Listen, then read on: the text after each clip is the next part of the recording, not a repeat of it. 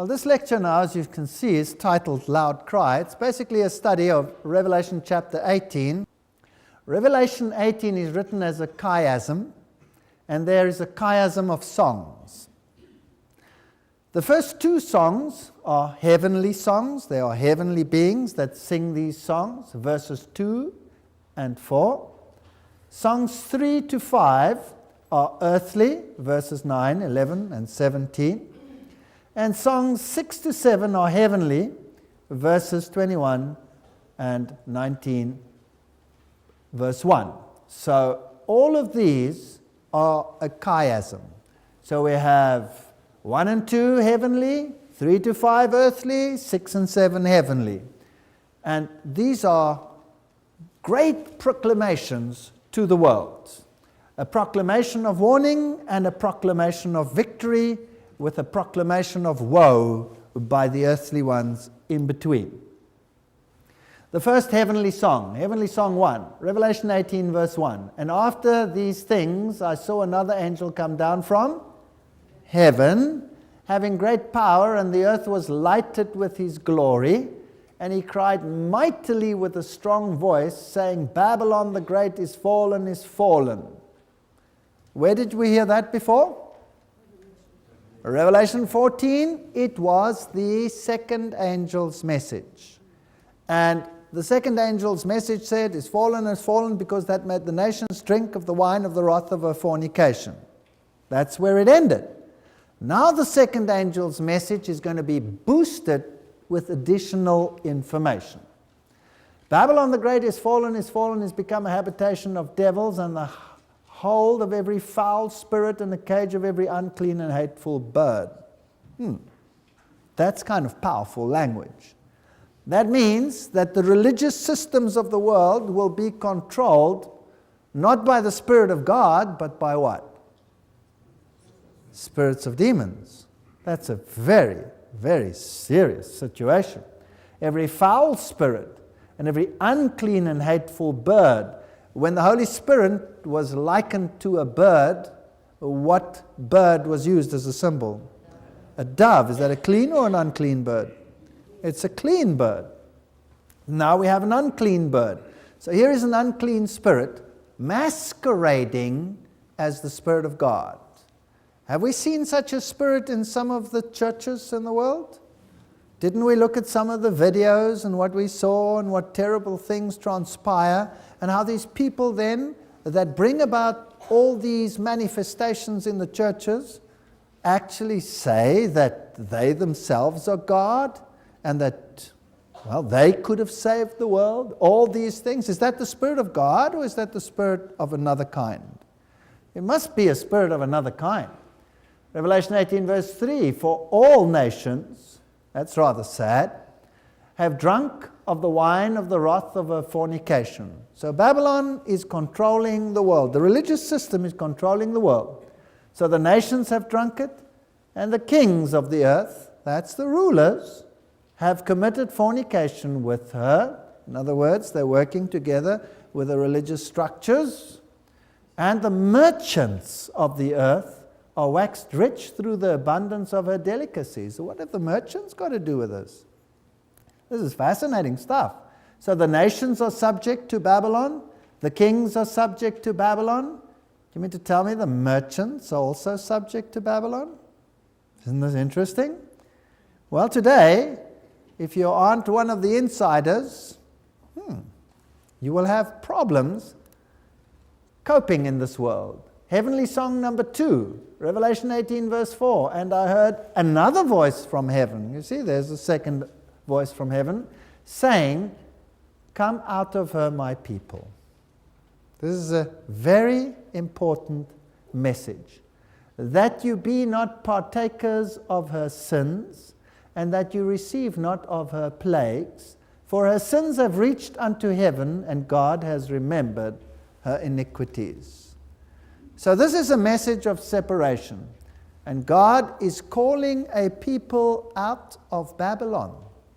That means He's calling people out of systems of false worship. Serious business. And we can reject it, or we could do it. It's very hard to change. It's very hard to come out of one system and to acknowledge that we were in error. It was very hard for me to come out of my system. Very hard. But I had no choice, or else I would sit in Babylon. And the Bible says, "Come out of her, my people, that you be not partakers of her sins, and that you receive not of her plagues. For her sins have reached unto heaven, and God has remembered her iniquities." So there are going to be some consequences to these actions. Isaiah 21 verse 9 says, "And behold, here cometh the chariot of men with a couple of horsemen. And he answered and said, Babylon is fallen, and all the graven images of her gods he has broken unto the ground."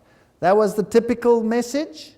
There is going to be an anti-typical message, which will be worldwide. Babylon is suddenly fallen and destroyed. Howl for her, take balm for her pain. If so be she may be healed. Now listen to this sad note, Jeremiah 51, 8 and 9. "We would have healed Babylon, but she is not healed. She will not listen. She will not repent and change her ways and come back into harmony with God. Therefore," what does it say? "Forsake her. And let us go every one unto his own country, for her judgment reaches unto heaven and is lifted up unto the skies." Jeremiah 51, 8 to 9. As it was then, so it will be at the end. Revelation 18:6 says, "Reward her even as she rewarded you, and double unto her, double according to her works in the cup which she has filled, fill to her double." She has poured out false doctrines. She has exalted self instead of exalting God.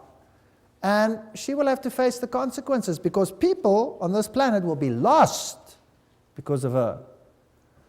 How much she has glorified herself. You see that? And lived deliciously, so much torment and sorrow.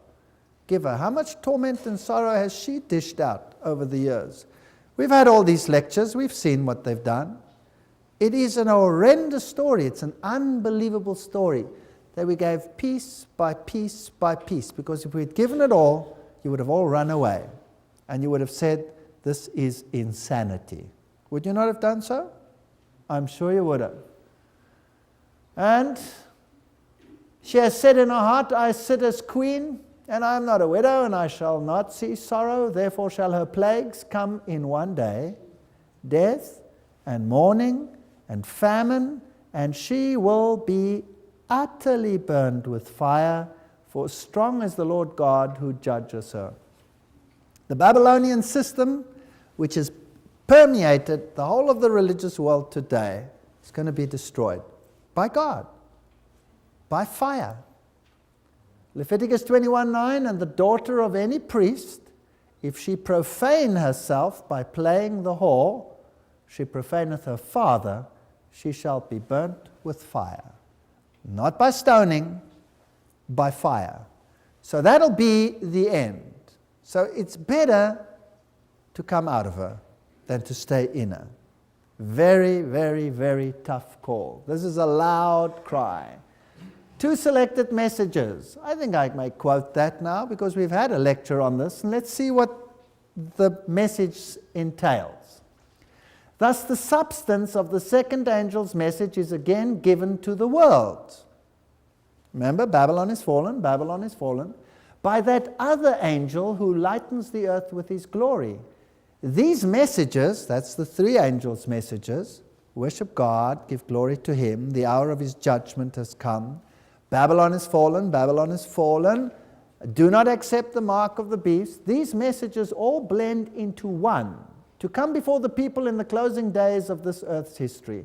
All the world will be tested, and all that have been in the darkness of error in regard to the Sabbath of the 4th commandment will understand the last message of mercy that is to be given to men.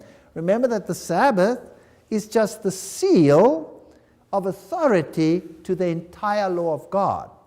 So in a sense, it stands out not because of the day, but because of the authority that it gives to the entire law of God. There were 2 temple cleansings. two calls out of Babylon. When Jesus began his public ministry, he cleansed the temple from its sacrilegious profanation. Beautiful parallels here. Among the last acts of his ministry was the second cleansing of the temple. So in the last work, for the warning of the world, two distinct calls are made to the churches. The second angel's message is Babylon is fallen, that great city, because she made all the nations drink of the wine of the wrath of her fornication. And in the loud cry of the third angel's message, a voice is heard from heaven saying, "Come out of her, my people, that you be not partakers of her sins, and that you receive not of her plagues, for her sins have reached unto heaven, and God has remembered her iniquities." That makes sense. There were two cleansings of the temple. There are two callings out of apostasy to the truth. Now, what are these sins? For her sins have reached unto heaven. How do you give a message like this? You get up there and say, Babylon has sinned? No. You have to say what it means. So, here's another quote. Called to expose the man of sin. In the very time in which we live, the Lord has called his people and has given them a message to bear. He has called them to expose the wickedness of the man of sin, who has made Sunday law distinctive power and who has thought to change times and laws and to oppress the people of God who stand firmly to honor him. Now, that's very interesting.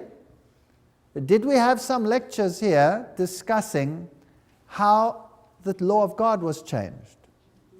And did we look at what happened in history and how the Jesuits worked behind the scenes to control every aspect of humanity?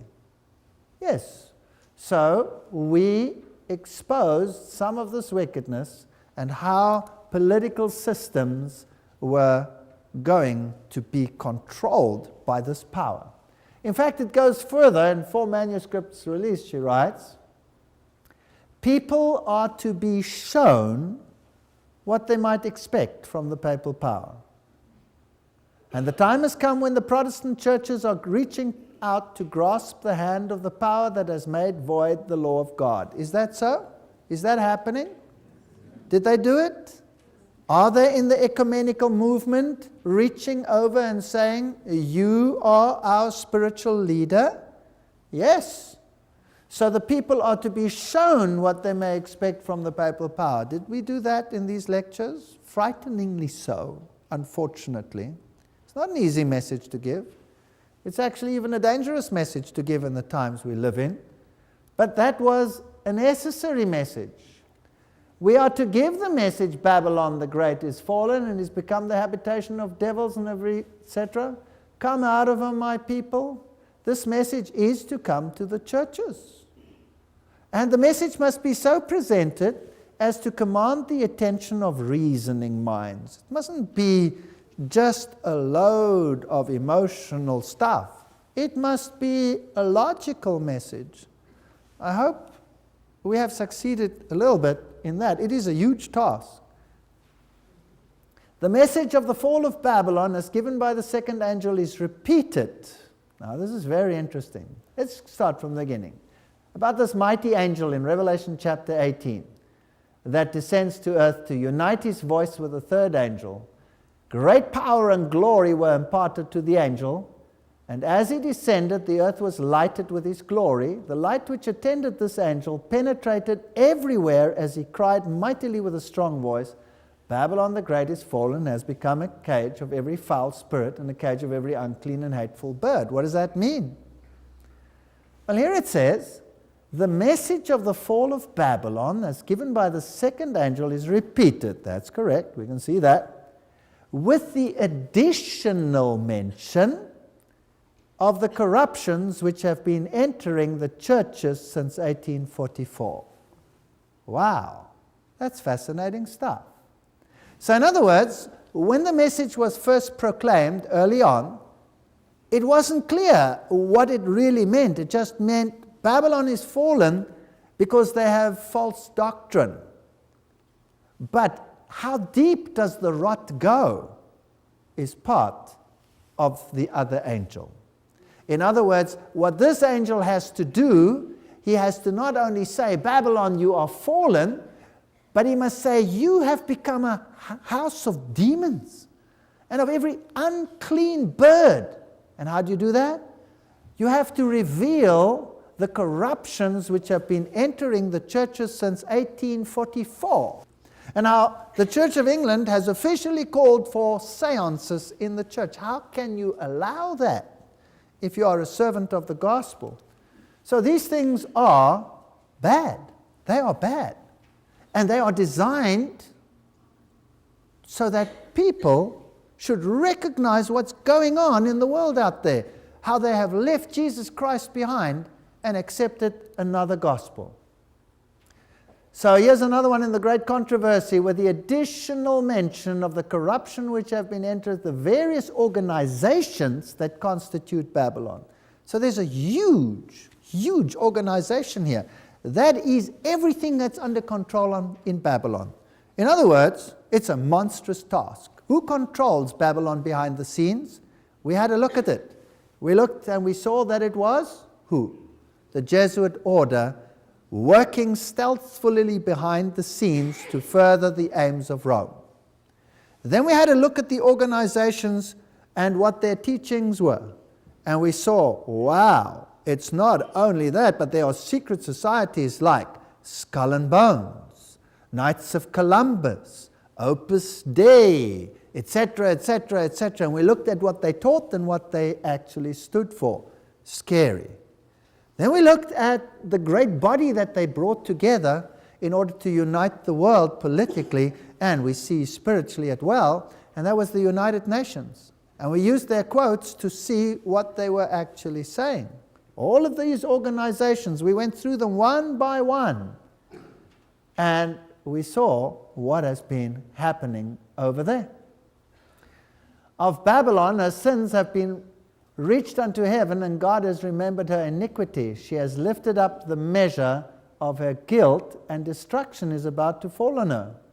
So, announcing the sins of Babylon, these announcements, uniting with the third angel's message, constitute the final warning to be given to the inhabitants of the earth. Well, if this is true, then I think that's what you've just been hearing in the last few weeks. That's kind of scary. And I want to almost guarantee you that it's never been done before like this. I would almost like to guarantee that. It's been bits and pieces, but this is interesting. How must we go about this? Our warfare is aggressive. Let nothing lessen the force of the truth for this time. The third angel's message must do the work of separating from the churches a people who will take their stands on the platform of eternal truth. These are thunderous things. I heard those clothed with the armor speak forth the truth with great power. It had effect. Many had been bound, some wives by their husbands, some children by their parents. The honest had been prevented from hearing the truth, now eagerly laid hold upon it. All fear of their relatives was gone, and the truth alone was exalted to them. They had been hungering and thirsting for truth. It was dearer and more precious than life. I asked what had made the great change. An angel answered, it is the latter rain, the refreshing from the presence of the Lord, the loud cry of the third angel. The loud cry of the third angel is the latter rain. That's very interesting. What's the latter rain about? Joel chapter 2 verse 11, and the Lord shall utter his voice before his army, for his camp is very great, for he is strong that executed his word, for the day of the Lord is great and very terrible. Who can abide it? Can you see this is serious business? This is not a joke. Therefore also now, says the Lord, turn ye even to me with all your hearts, with fasting and with weeping and with mourning. And rend your hearts and not your garments. No good having an outer display of religion. There must be a change in here. And turn unto the Lord your God, for he is gracious and merciful, slow to anger and of great kindness, and repenteth him of the evil. What a wonderful God. He's had so many thousands of years of tears and patience and long-suffering with a people that never want to listen to him. Nothing has changed over history. Who knoweth if he will return and repent and leave a blessing behind him, even a meat offering and a drink offering unto the Lord your God. Blow the trumpet in Zion. Sanctify a fast. Call a solemn assembly. Gather the people. Sanctify the congregation. Assemble the elders. Gather the children. Those who suck at the breast. Let the bridegroom go forth of his chamber. That's Jesus coming again. And the bride out of her closet. That's his people who are waiting to be united with him. Let the priests, the ministers of the Lord, weep between the porch and the altar, and let them say, Spare thy people, O Lord, and give not thine heritage to reproach, that the heathen should rule over them. Wherefore should they say among the people, Where is their God? God's people will have to be on their knees. This is a serious time. Jeremiah 30 verse 7 says, Alas, for that day is great, so that none is like it. It is even the time of Jacob's trouble, but he shall be saved out of it. Wrestling with God and saying, Lord, am I doing the right thing? Am I in line with your word? Hosea 6:3. Then shall we know if we follow on to know the Lord. His going forth is prepared as the morning, and he shall come unto us as the rain, as the latter and former rain unto the earth. God started his ministry with the former rain. God will end his ministry with the latter rain. And the latter rain is the loud cry.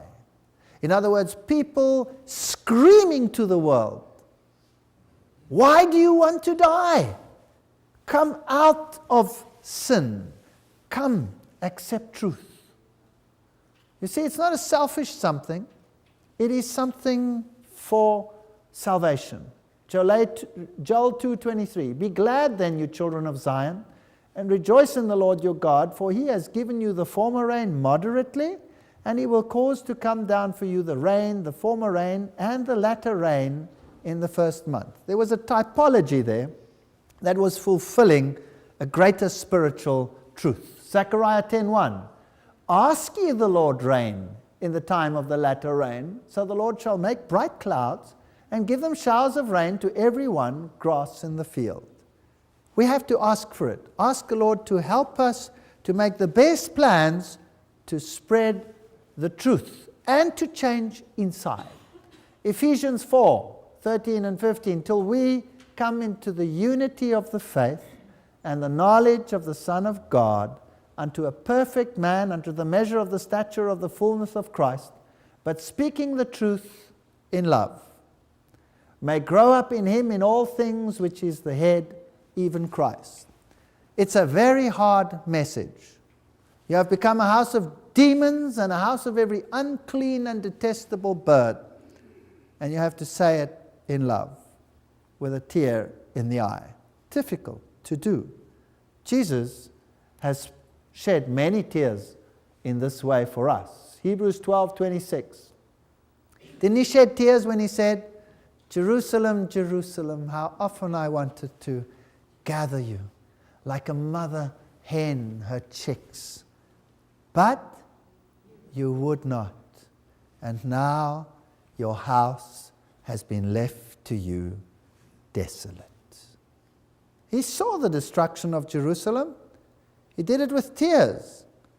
He wanted to, but they would not listen. Some did. Hebrews 12:26, whose voice then shook the earth, but now he has promised, saying, Yet once more I shake not the earth only, but also heaven. Nehemiah 5:13, also I shook my lap and said, So God shake out every man from, what's it say there? His house, and from his labor, that performeth not this promise. Even thus he be shaken out and emptied. And all the congregation said, Amen, and praised the Lord, and the people did according to the promise. Job 15:33, he shall shake off his unripe grape as the vine, and shall cast off his flowers as the olive. So the loud cry is not just for the world, but it's for the personal heart.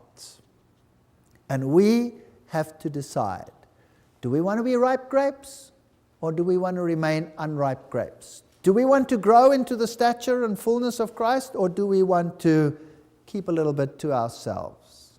That's the question. So the loud cry is a message to the outside world, warning them to come out of Babylon and to make a stand for righteousness and truth, based on the Bible and the Bible alone. And the loud cry is a message to the heart, saying, no half religion is good enough anymore. Either I'm all for Christ or I'm all against him. There can be no lukewarmness, one or the other. It's a very serious message. I asked the meaning of the shaking I had seen, and was shown that it would be caused by the straight testimony called forth by the counsel of the true witness to the Laodiceans. So the Laodiceans have to be told, Laodiceans, you are cold, wretched, blind, naked. Buy, I solve, so that you can see. And purchase gold refined in the fire. That's the fire of affliction. That is to change the heart, to change the mind. This will have its effect upon the heart of the receiver and will lead to exalt the standard and pour forth straight truth. Some will take it, some will leave it. So don't think that because you are in a denomination that preaches the truth, that means you are going to be saved. Nobody's saved by his birth. Nobody is saved by the dress he wears or what school he attends. You're saved by your relationship with Jesus Christ. And if you have a relationship with Jesus Christ, is there anything to fear? No. Because Job said, even if he slay me, yet will I trust him. And that's the relationship we have to have. We can't have a half-measure relationship. You have to have an experience. You have to have oil. You must have walked the road so that you know that this is someone you can trust. Song 3. So those were the two heavenly warnings, serious warnings. And then the earthly warnings. What do you think the earthly warnings are going to be? Are they going to be joyful? No, those who stay earthly are not going to be joyful. Revelation 18:9. And the kings of the earth, who had committed fornication and lived deliciously with her, shall bewail her and lament for her. Why? Because of their loss. Not because they wanted to repent. Oh no, this is sorrow that leads to death. Sorrow for loss, rather than godly sorrow which leads to repentance, which is recognizing your own problem and changing. And when they shall see the smoke of her burning, because God is going to destroy Babylon, standing afar off for the fear of her torment, saying, alas, alas, that great city, Babylon, that mighty city, for in 1 hour is thy judgment come. There are the kings of the world today, and all of them wander after the beast. All of them. They're not looking at the Bible. They're doing what a system says. And so you have the Gorbachevs and the popes, and you have the Lech Walesas, and you have the Castros, and you have the queens and the kings and the princes, and whether they are Islam or whether they are United States of America, all the kings wandered after the beast. And all of them are eating dead bread. That's what it is. Dead bread. Jesus said, do this in memory of me till I come. We serve a living Christ, a risen Christ. These are all the politicians of the world, and they all live at the same fountain. There's Nelson Mandela receiving the same. And isn't it sad? They're all listening to the system and giving a public display of obedience to a worldly system. The kings of the world will wail. Whether we like them or whether they have done great things is not the criterion. And I would love to sit down and talk with Nelson Mandela. I would love to sit down and talk to him. I'm not condemning him. The whole world is in confusion and living in a lie.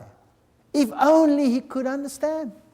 If only the President of the United States could understand.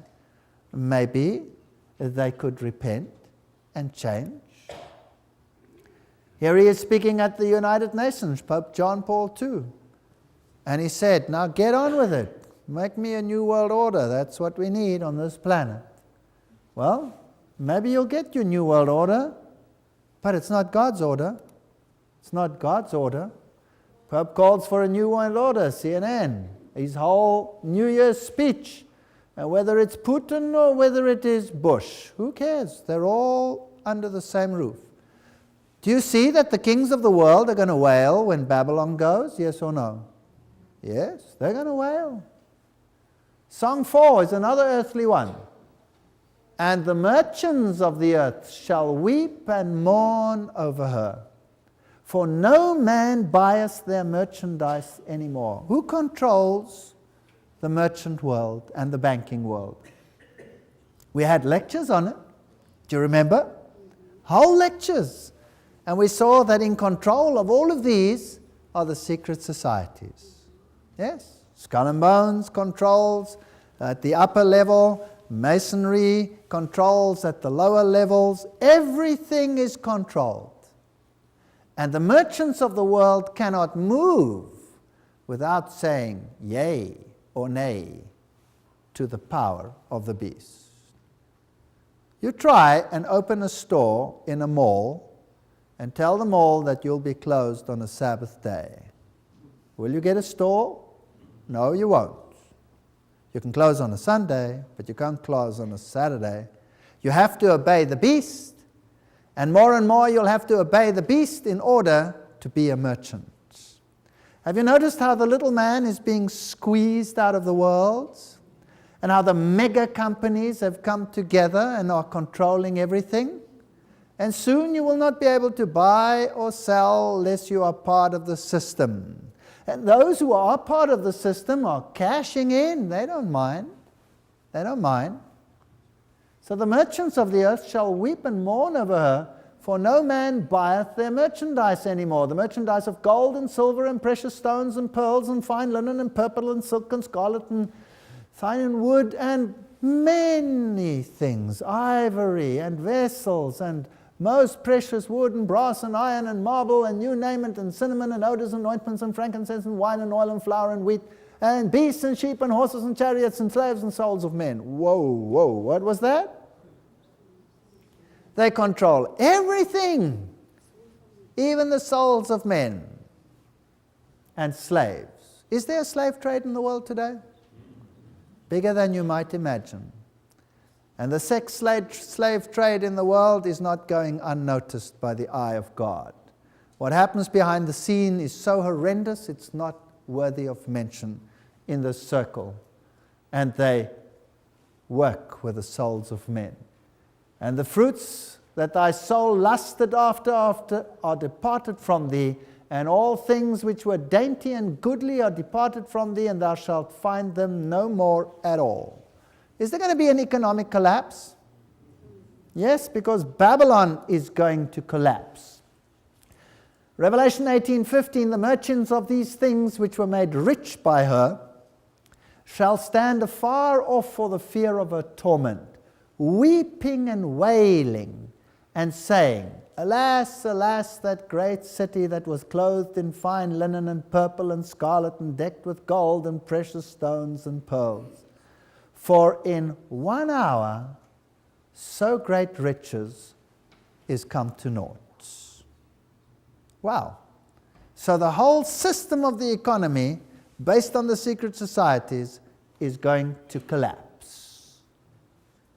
Here's another song. Number 5, Revelation 18:70. And every shipmaster and all the company in ships and sailors and as many as trade by sea stood afar off. Can you see that? What do they do by sea? Trade. And cried when they saw the smoke of her burning, saying, What city is like unto this great city? And they cast dust on their heads and cried, weeping and wailing, saying, Alas, alas, that great city wherein were made, this is this earthly song, were made rich all that had ships in the sea by reason of her costliness, for in 1 hour she made desolate. Look at Psalms 48 verse 7. Thou breakest the ships of Tarshish with an east wind. Psalms 104 verse 26, there go the ships. There is that Leviathan, Satan, whom thou hast made to play therein. Psalms 107:23, they that go down to the sea in ships, that do business in great waters. The economic world is not run by whom you think it is run. If you want to be a mega company, you better be on the side of the beast or not be at all. That is the sad fact. World business facing up to transformation, interesting symbols and signs. Satan uses influence of mind and upon mind. Cast out of heaven, Satan set up his kingdom in this world, and ever since he has been untiringly striving to seduce human beings from their allegiance to God. He uses the same power that he used in heaven, the influence of mind on mind.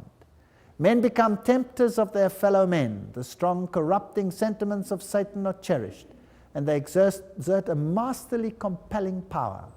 And the influence of these sentiments, men bind up with one another in confederacies, in trade unions, in secret societies. There are at work in the world agencies that God will not much longer tolerate.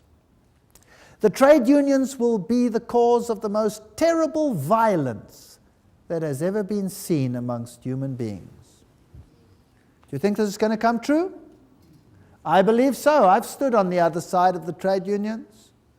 I've had them storm me with police all around. I've had them break my ribs. I've stood in the Senate building of the university with a trade union and its followers all around, smashing the building until all the glass shattered and the whole building came down like rain, with murder in their eyes. Amazing stories. I could tell you stories about trade unions, which are just the tip of the iceberg of what is going to come. Imagine what will happen when the economy starts collapsing. Can you imagine the violence and the anger in the world? Sun worship. There is a round red disc, adoration of the celestial cow. Sun worship. Sun worship. Is sun worship, occult worship, Babylonian worship part of the system of Babylon? As we continue with this question of sun worship, the red disc was a symbol of the solar deity. Actually, it then represents Set, the god of the underworld, the god, or Sep at least, the god of death. If you look here, IHS, Isis, Horus, Sep, you'll see Sep was always depicted with a red disc. And Sep, according to occultists, is Satan, Lucifer. If you look at various sun symbols, these are the ones that are very common in the world today. And you will notice yin-yangs, if you like, triple yin-yangs or mitsatoms over there in fours, in squares, and all of these interesting sun symbols. Here is the big red dot, the holy dot, or bindi, also known as kumkum, whatever, tilak, and by other names, is an auspicious makeup worn by young Hindu girls and women on their forehead. The term is derived from bindu, and the Sanskrit word for a dot or a point. Considered a blessed symbol of Uma or Parvati, a bindi signifies female energy or Shakti. Now let's go and find a little bit further what this means. Here's the Encyclopedic Dictionary of Yoga. It informs us that this chakra is also called the third eye. The center is connected with the sacred syllable Om, and presiding it is Parashiva. Who was Shiva? Do you remember what Blavatsky said who Shiva was? It was Satan, it was Lucifer. After activation of this center, the aspirant overcomes ahankar, ego, or sense of individuality, the last hurdle on the path to spirituality. What did the United Nations say? We will have to give up what? Our individuality. Do you know that you were created a free agent by God? And Satan requires you to give that up? No, thank you. We are children of the Most High. We will not give up our individuality. And what is this dot? The dot. Sun Microsoft Systems, just beneath the surface of your business, is the most powerful force in the universe. This is a normal advertisement. Do they have a hidden agenda? The dot, with .com, you know no boundaries, and your competition knows never to enter your waters. They're divided up nicely. All the franchises go into different places. Nobody is competition. Everybody makes money. The dot turns information into power. The power is everywhere, and it's always on, thanks to ferocious internet computing tools. The dot ultra-available enterprise serves such and such. Solaris.com. What does Solaris mean? Sun. It's called Sun Microsoft. It has a Masonic square. These people, I think, they know what they're dealing with. I think they know what they're dealing with. Well, there's some dots for you. Red Dot Girls, the Elder Lesbian Initiative, Red Dot Building Systems. I'm not saying everybody that uses the red dot is necessarily one of them, but it's one of the symbols that is used. Mega companies, mega mergers. Are these people for real? Are they hiding something, perhaps? Reserve Bank, powerless to hold banks to governments. What are these mega mergers? Did you know that these are occult symbols? Yes, they are. And that in the original writings of these companies, they are listed as such. Yes, very interesting. So who was Chrysler? And who were all these people? And why is that a pentagon and a pentagram all in one? Well, there's Chrysler. This is a picture I took from a Scottish Rite calendar given out by Scottish Rite Freemasonry, where Chrysler is listed as a 33-degree Freemason, whether we like it or whether we don't. All these mega companies, political organizations, Ford, what about Ford? Or Volkswagen, or any one of those. Here's Volkswagen, and you can see they have this little advertisement here, the Wall Street so-and-so, and there are the numbers. Combination for the lock is 666, 666. Chance? Could be. Could be chance. Who are they cooperating with? Ford Motor Company. There you see the same symbol as Volkswagen on the papal choir. This comes from the same Masonic calendar. There, Ford is listed as a 33-degree Freemason. So we don't have to look too far. There is their advertisement. They use the same. 666 in their advertisement. They even call it hell. 666. They don't even worry about this guy sitting in the front there. Isn't that interesting? Well, what about this red dot? What about that red dot that is used over here? This mega company is called Coke. What is Coke? It's a shortcut for cocaine. You see, Coke is made from the extract of the cocaine plant. Under the drug laws, they must now extract all cocaine from it. But originally, maybe they weren't so fussy, right? How do you get a drink to be the biggest drink in the world? And there's so much caffeine in it that it's obviously addicted. And Christina Onassis died from an overdose of Coke, by the way. These are the mega companies. This is the company that made Santa Claus famous. Santa. That's just a scrambling of an interesting name. What about that red dot? Do these companies control things? Why? Two of them merging. Has it to do with the merging of the male-female aspect, the red dot and the yellow dot? Why all these dots and dots and dots? What is this here? Lucent technology. A serpent with a tail in the mouth? A round circle with a tail in the mouth? What's that dot doing there in the cigarette company? Or why use double S's when that is an occult symbol? Or that red dot, if you like. Or that E. What does the E stand for? Interesting symbolism. All of these companies using these circles representing serpents with a tail in the mouth, or symbols of Shamash, or you name it, all the mega companies. The O in mobile, for example, is a red circle, which has an occult meaning.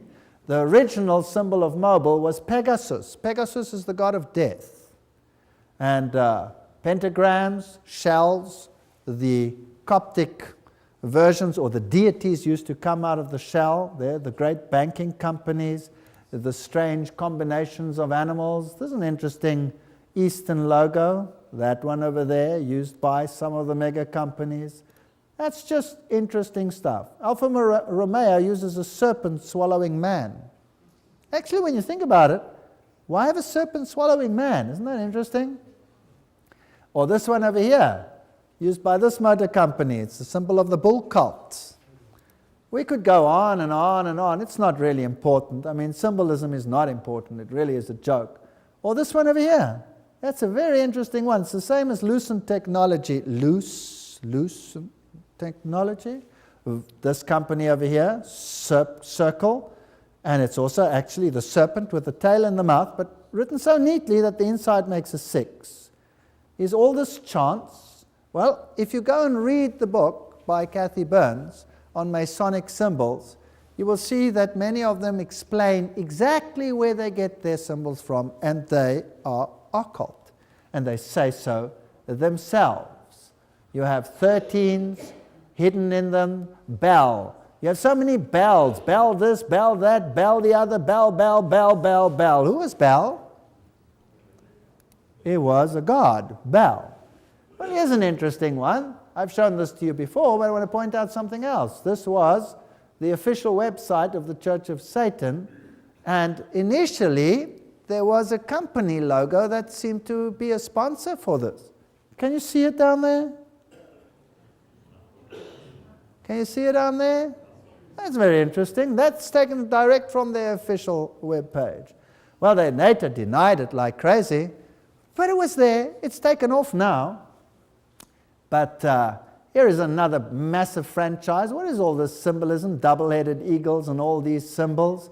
And then this thing over here with a wedge of the eye in the eye of Lucifer. This I took from the Fort Worth Masonic Lodge. There's the same symbol. There it is. Just the other way around. Are these franchises controlled by someone? What about this one over here? A very famous thing. I wear them. I don't care. They make nice trousers. They make nice shoes. I don't care.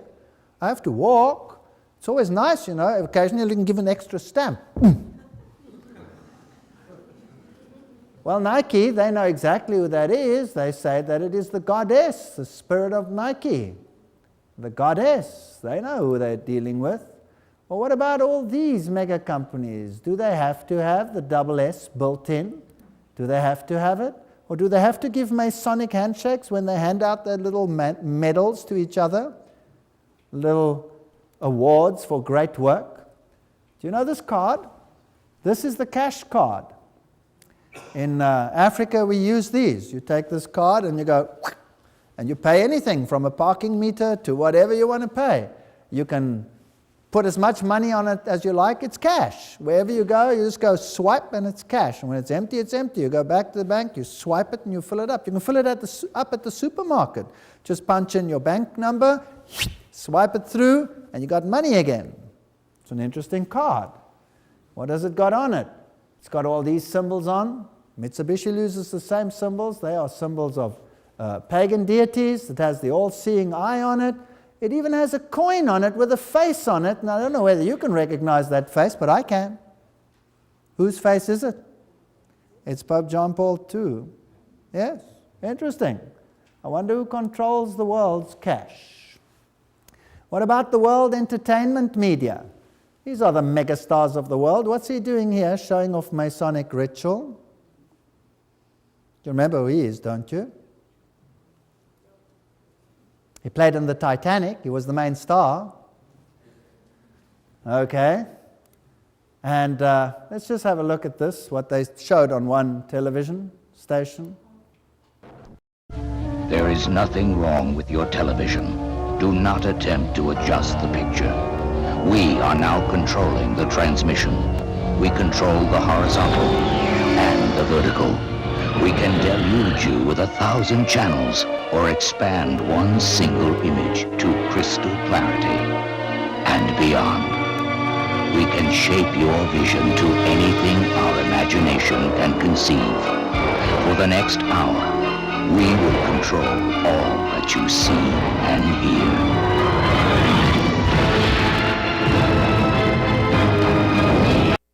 That's just the introduction to a program. We control everything you see, everything you do, and one satanic symbol after the other appears. But that's nothing compared to what you can see on televisions. I mean, wow. The evil that's out there is tremendous. Who controls these mega societies?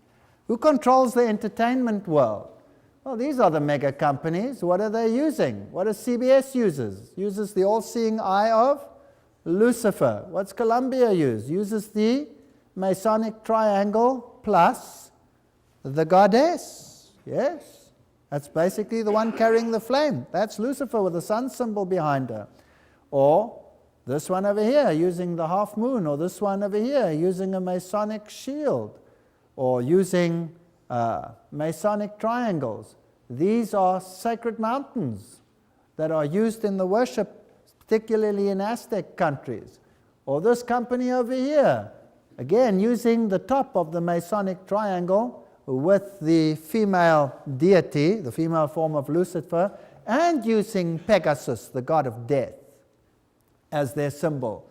This one over here uses the peacock, symbol of Lucifer. This one over here is so full of Masonic symbolism, we won't even bother with it. All of them are involved in one way or another. Sony uses the Masonic triangle, you name it.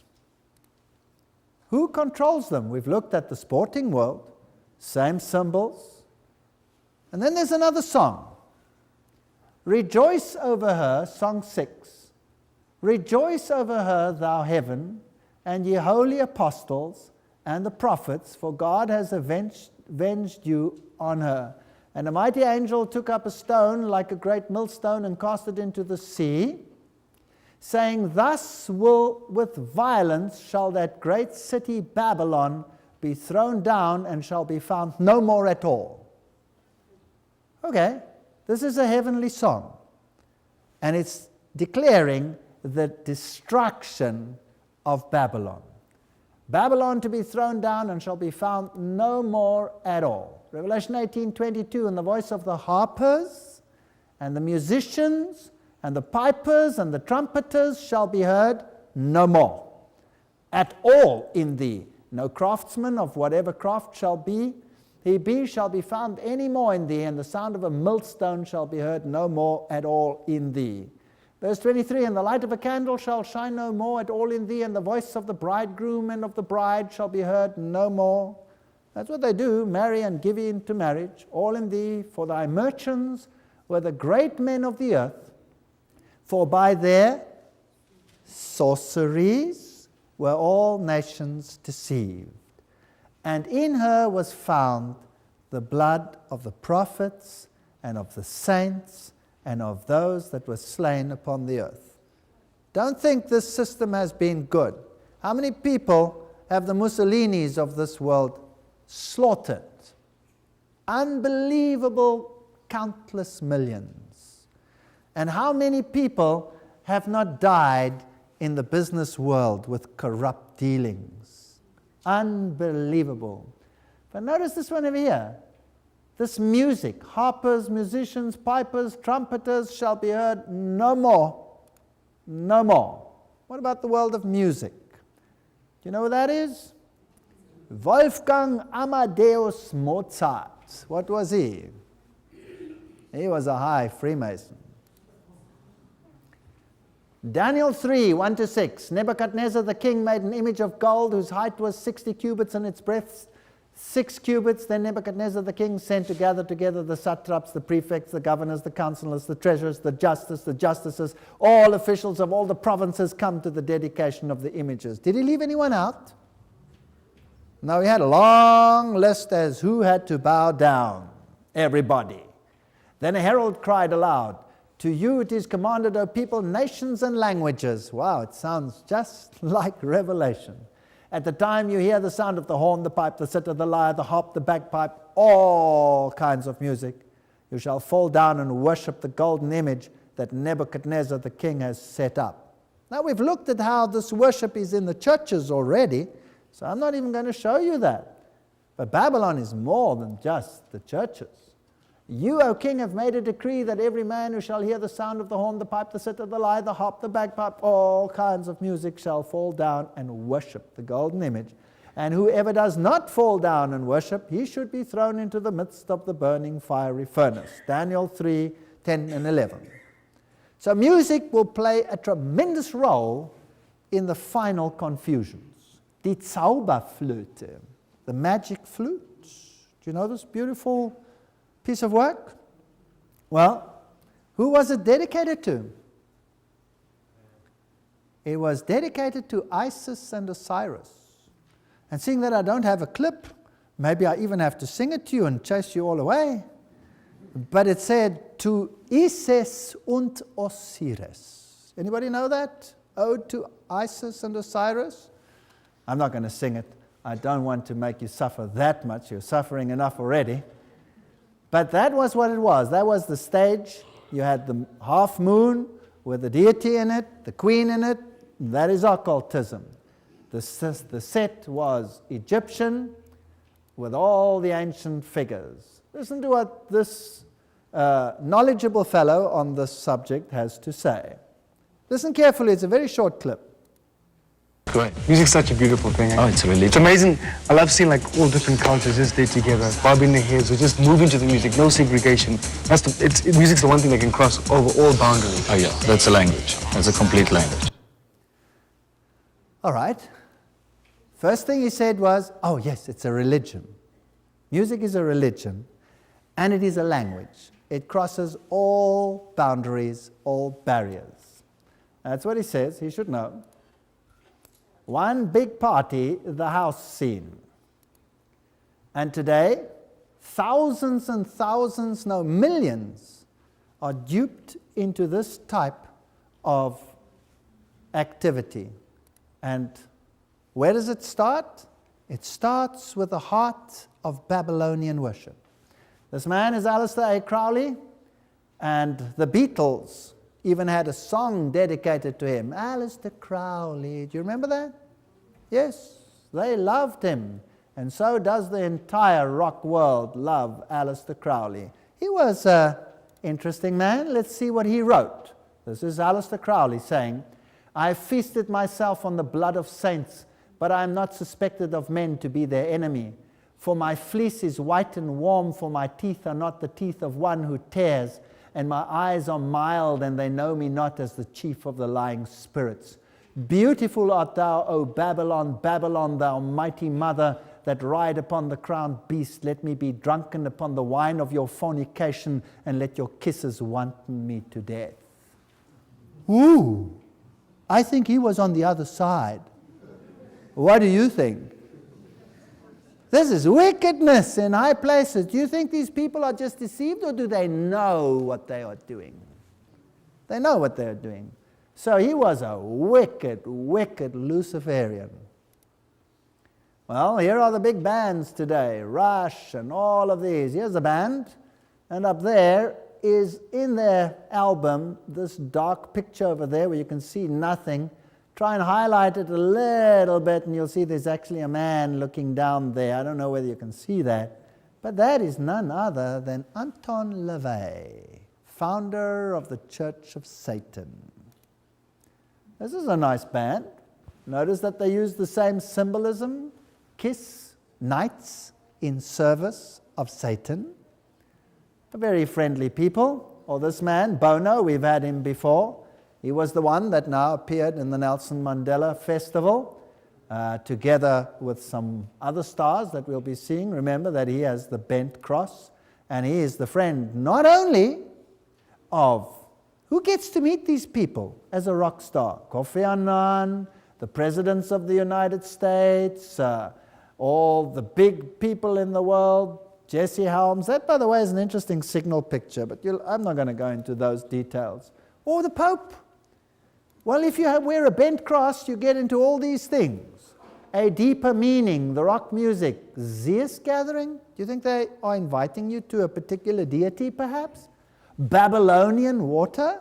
Isn't that interesting? 4 elements production? This is satanic at best. So there's a deeper meaning in what these music worlds are doing. What about this lady that also appeared on the Nelson Mandela 46664 show? They say that was his cell number, but that could also have been chosen. Can we have some volume? I won't fuss, I won't fight, trying to make you mine. You know I'm not that kind. Sounds a little bit like a cat with its tail in a vice, right? Come on. All kinds of music. So Anastasia can sing like that, or she could sing like this. Depends on the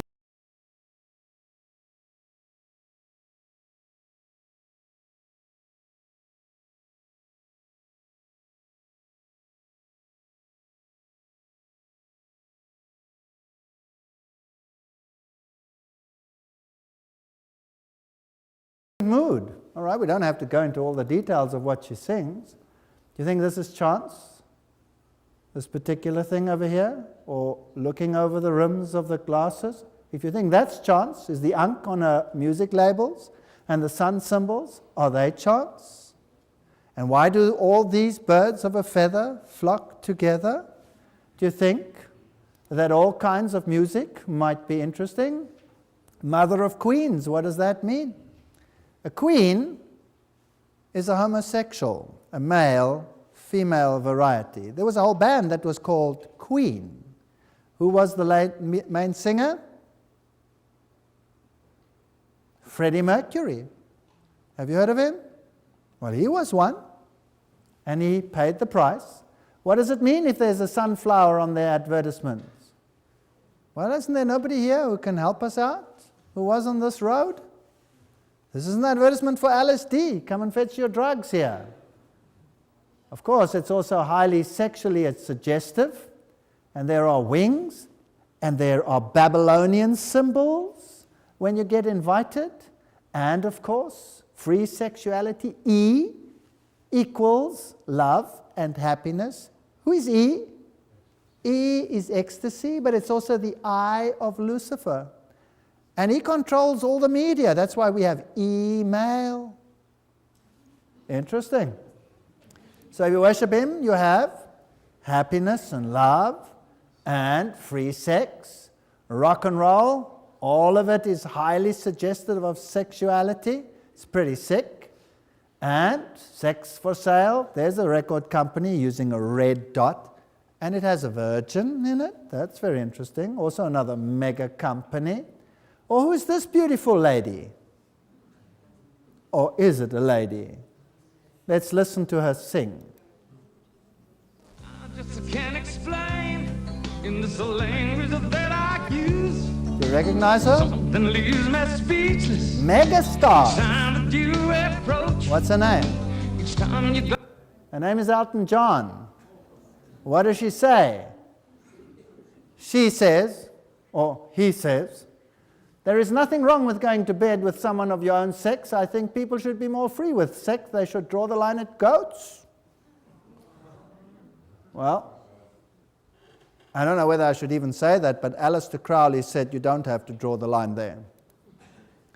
So, sexagesimal triangles in the music world, cream, you can just carry on. Symbolism and mystery. Taurus the bull, in honor of Taurus this festival is. Who's Taurus? That's interesting. And why earth, wind, fire, and all of these? This is witchcraft. Who is this in honor of? What is happening here? What is happening at the house scenes and at the drug scenes? And why are all these symbols always occults? Rave. It's a form of meditation. Last year I took a 70-year-old Zen monk to a rave party. He was curious enough to overcome his dislike of the music until his face lit up with a revelation. This is meditation, he shouted above the noise. Later he explained that the walking meditation he taught involved being fully aware of the moment without any internal dialogue, separating actions from intentions, etc., etc. So this was something spiritual. So what happens at a rave? Some of the symbolism, discs, eagle's wings, man with outstretched arms, divine deity. What about this? This was a beautiful movie, they say. There was a beautiful song. The Titanic, given here with a triangle. Titan is, of course, was the ship's name, was a mega company, and it also said, nobody can harm us, not God, not the world. And Titan is Satan's Greek name. They even gave it the name of Satan. And then they make it a romantic movie with the most beautiful music. Can we have some volume?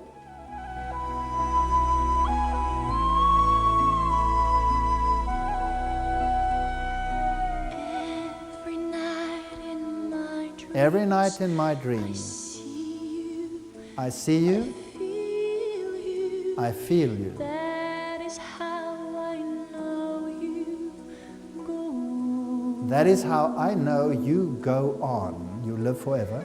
Far across the distance, Far across the distance and spaces between us, you have come. to show you go on. You have come to show you go on after death. Near, far, wherever you are. I believe that the heart does go on. I believe that the heart goes on and on. We don't have to listen to more. What the lyrics say? The lyrics are spiritism. The music is bewitching, isn't it? The melody gets burnt into your head. Is this part of Babylon or is it not? Unfortunately, yes, because it prints messages. What about drugs on the rave scene? Yeah, this is a very famous DJ affair, JDJ, with all the occult symbols that you can imagine, and symbols of Shamash in there. And these are the pills that you can get hold of, the drug pills, with all the symbols on them, every single symbol you can think of. LSD is the most popular drug in the Goa trance scene, and there you can see these little squares, each of them represents a trip. So here you have all these symbols, and please note that you have Ganesh over there, that's the god of Eastern mysticism. Even these funny little cartoons that they use, and the football, those are all actually occult symbols. And each little square has enough LSD that if you put it under your tongue, then you can get a trip. Now, here's an invitation to a rave. To our friends we haven't met, welcome to the House of Rush, where nasty music and wicked people become one. DJs so-and-so and so-and-so, so-and-so and so-and-so. No illegal substances, no weapons. Hello, they call themselves Rush. Rush is the trip you go on when you have a trip on LSD. And why is there invitation in little LSD squares? Doesn't that tell the insider crowd there will be drugs there? If you take ecstasy, you go into an altered state of consciousness and you open your mind to another spirit. Now let's turn the sound right down on this one, because the sound is bad. This is Jay-Z Knight, the great channel, and she is running a seminar, and she is going to now train totally normal people how to come into contact with the spirit world. The video is not very good, and there they start clapping and praying and doing all their things together. But now she's informing them that in order to make a channel for the spirit to come in, you have to go a little bit further. It's not enough to clap and have rhythm. You now have to open a channel. And what you need to do is you need to take something to lighten up. Alcohol. So let's bring in some alcohol and let's start our mystic session with alcohol. So some of these people have never had wine in their lives. Now they have to drink wine because it makes it easier for the spirit to come in. And they start drinking their wine. Once you've started drinking the wine, well, you need something more to make it a little bit more pizzazzy. This lady says, I've never had anything to drink in my life. This was my first experience. What a spiritual upliftment when we could drink together and ask for the Spirit to take control. These are normal people. Can you believe it? And they fall for this rubbish. And now she's going to demonstrate how we can improve the Spirit's activity. Instead of just wine, what else can we use? Let's see what she does. Oh, the wine looks good. Oh, let's light up a pipe. Let's start smoking. Well, these are the introductory stages. Where does it go to then? Then it goes to drugs. And if you're a raver, that's what you're on. You're actually opening up for an altered state of consciousness, and Goa, head, and all these raves. What fascinates me in the rave culture is purely hedonistic. It is frequently regarded as a spiritual event. That's very interesting. And they celebrate their unity and shared uplifted state. To stretch the religious metaphor, DJs are the high priest of the rave ceremony. So it is actually a religious event. Goa is a paradise on the shores of India, a place where hippies and travelers have retired or retreated since the 60s. Goa trance is best described as a psychedelic dance music. In Goa, the main dance drug is LSD. Needless to say, the music is composers take full advantage of this, weaving in synth 303 analog noises and a powerful kaleidoscope of sounds. The beat is a steady 4/4 kick, but is often hidden deep within the twirling array. So this is actually music. If we can have the sound up again. I'm not going to play much of this, but notice how it builds up. It gets higher and higher.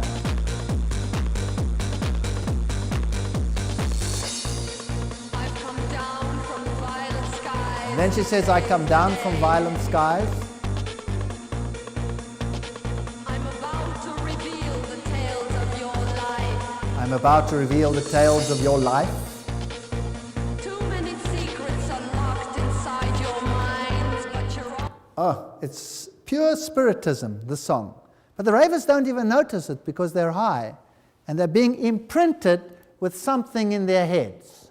So what is actually happening in this music industry? This is a band called Black Sabbath. Well, it's an old band, yes. These were Sabbath keepers once. Sabbath keepers. You know, if you empty out the house and you clean it out, 7 demons worse than before come back. Have you watched Ozzy Osbourne on television? Have you watched him in that famous television show where they film him in his house and everything he does? He's got the foulest mouth under the sun. He's totally spaced out. There's nothing left of him. Is that what you get from drugs?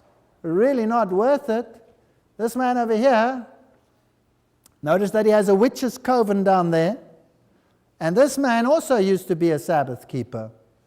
And his family are Sabbath keepers. And he sings a very interesting song. And he's world famous. Let's listen to his song and see what he has to say. It's Prince. What's he saying? He's saying something about the sevens. They think they are so great. They think they know it all. Well, I'm yours now and you are mine, and together we'll love through space and time, and one day all sevens will die. What's he saying? He is speaking with a Babylonian prophetic tongue. I have news for you, Prince.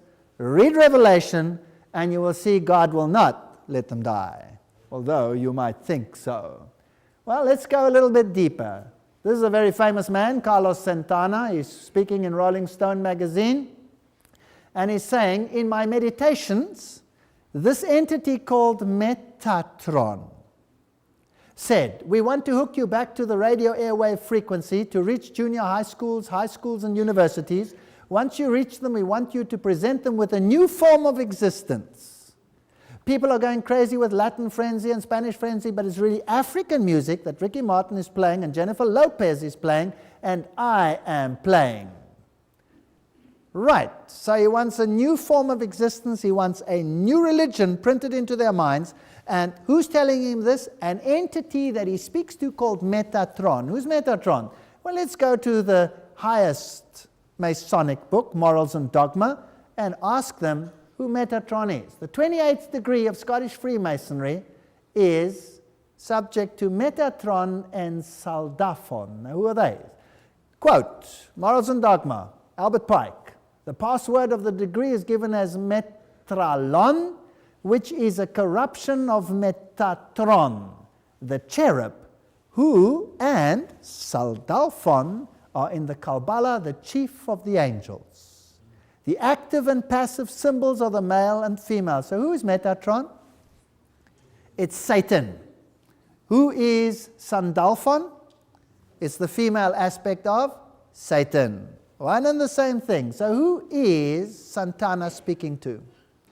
He's speaking to the devil, and he's using a genuine occult name. These people are occultists, and they are working for Babylon. The follower of voodoo seeks to incorporate a Lao, a lesser god, and the rhythm lets him be taken over. The African drum is considered sacred. They are washed, put to rest, worshipped as deities, and the drums are the ears of the gods. Interesting. Look at the blasphemy here, pretending to be bleeding at the hands and feet. What about hip-hop? Hip-hop is the rhythm that can bring about an altered state of consciousness without the drums. Same thing. Joshua heard the voice of the people in the shouting, and he said to Moses, Exodus 32, a sound of war is in the camp. And he says, it's not a sound of cry of victory or a sound of cry of defeat. I'm hearing the sound of singing. And when Moses saw that the people were naked, uninhibited, for Aaron had made them naked, uninhibited, to their shame amongst their enemies. Well, they were using music. And we can use music for good, or we can use it for bad. We can be moved by the Spirit. Here is a rage of the saved. Can you believe this? This was a rage in a charismatic church with a full catastrophe. And it makes no difference whether this music is in the church or whether it is used by the devil himself out there. Where have we come to? And the Pope goes rock the name of God. Well, Song 7, Revelation 19:1, and after these things I heard a great voice of much people in heaven, the final heavenly voice, saying, Hallelujah! Salvation and glory and honor and power unto the Lord our God. We are living in a time that calls for decided action. The world is more bitterly opposed than ever to gospel reform. It sure is. Are we surprised when God is going to end this system? How many young people today have been destroyed by drugs? How many people? Absolute horrendous when you see what is happening to the young people. And guess which countries are most subject to drugs? The Protestant countries. The Protestant countries. Is there a method in the madness, perhaps? Just asking, just asking. The world is more bitterly opposed than ever to gospel reform, but notwithstanding this, God's work is to go forward. The words of Christ came down to us who are living at the close of earth's history. When these things shall begin to come to pass, then look up and lift up your heads, for your redemption draweth nigh. The nations are in unrest, times of perplexity are upon us. Men's hearts are failing them for fear of the things that are coming upon the earth. But those who believe in God will hear his voice amid the storm, saying, It is I, be not afraid. The world is lying in wickedness and apostasy. Rebellion to God's law seems almost universal. But amid the tumult of excitement with confusion in every place, there is a work to be done for God in the world. Young people always ask me, is this the time to go and study? Is there time to get married? Is there time to do this? You sound as if the Lord is coming tomorrow. Yes, I sound as if the Lord is coming tomorrow, and I wish it is tomorrow. But you must plan your life as though he is coming in 15 years and live your life as though he is coming tomorrow. So yes, go and educate yourself. Do you think God wants stupid people in heaven or uneducated people in heaven? If you have an opportunity, uplift yourself. Go and work for the Lord. The Lord needs educated people to go and do his thing. Go and work for the Lord. If you're good at raising families, do it with prayer and raise families up for God's glory. Thus the message of the third angel will be proclaimed. as it comes, for it is to be given with greatest power. The sins of Babylon will be laid open. That's what we did in the series. In that message that we just read over there, this is the summary. The sins of Babylon will be laid open. That's what the series was about. The fearful results of enforcing the observance of the church by civil authority must be made plain. The inroads of spiritualism into the church must be made plain. The stealthy but rapid progress of the papal power must be made plain. The testimony that Babylon is the church, fallen because of her errors and sin, all will be unmasked. Have we done this in this series? I hope so. If not, then we will have failed. We are heading for perilous times. We are heading for a time such as never was. Romans 8 verse 35. Who shall separate us from the love of Christ? Shall tribulation, or distress, or persecution, or famine, or nakedness, or peril, or sword? As it is written, for thy sake we are killed all the day long. We are counted as sheep for the slaughter. Nay, in all these things we are more than conquerors through him that loved us. For I am persuaded that neither death, nor life, nor angels, nor principalities, nor powers, nor things present, nor things to come, nor height, nor depth, nor any other creature shall be able to separate us from the love of God, which is in Christ Jesus our Lord. I believe that with my whole heart. And I would love you all to believe it as well. We serve an amazing God. And I'll tell you, heaven will not be boring, I guarantee it. Young people, heaven will not be boring. There will be adventures like you cannot believe. Young kids, I'll travel with you on the biggest animal through the biggest jungle in the world. Just give your hearts to the Lord. No snakes to bite you, just wonderful things to see. Don't give up on God. Repent ye therefore, and be converted, that your sins may be blotted out, when the time of refreshing shall come from the presence of the Lord. Now unto him that is able to keep you from falling, and to present you faultless before the presence of his glory with exceeding joy, to the only wise God our Savior be glory and majesty and dominion and power, both now and forever. Amen. This world has nothing to offer, but you have to live in it. So live in it and look at the flowers. Look at the beautiful things. You can live in this world and look at briars and thorns and be miserable. That's not cheerfulness. We can be cheerful in this world because we have a Savior. And he has left enough in this world to keep us cheerful. We don't have to be miserable. Be cheerful, happy Christians, and trust in the Lord, and no one will be lost. Amen.